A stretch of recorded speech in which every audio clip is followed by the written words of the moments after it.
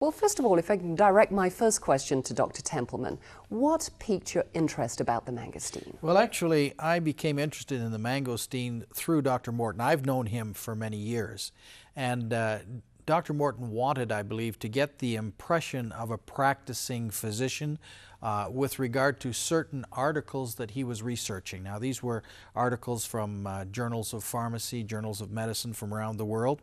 And when I started to read those articles, I began to imagine, there are certain things in medicine you just can't fix. I was trained to look after a lot, but there are many, many things that doctors encounter that they just can't fix. And I was reading about things that were in that category, and I was curious.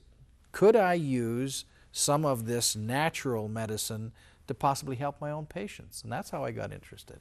Well, Dr. Morton, my next question obviously is to you. How has the mangosteen been used in traditional medicine? Well, the mangosteen fruit, Abby, it's about the size of a tangerine.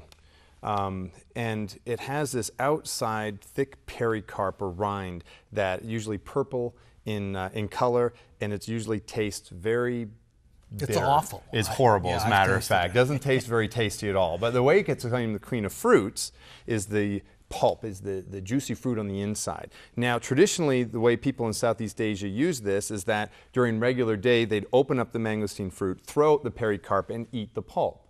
But medicinally, when it would be used, if someone in the village was sick, the mangosteen fruit would be open and the pulp would be set aside and the pericarp would be taken, ground on a rock, taken the pulp of this pericarp and mix it with water, make a tea or a tincture, and be used internally for conditions like dysentery and diarrhea, or the pericarp would be taken apart and put in a poultice and used externally on the skin for infections and conditions such as psoriasis.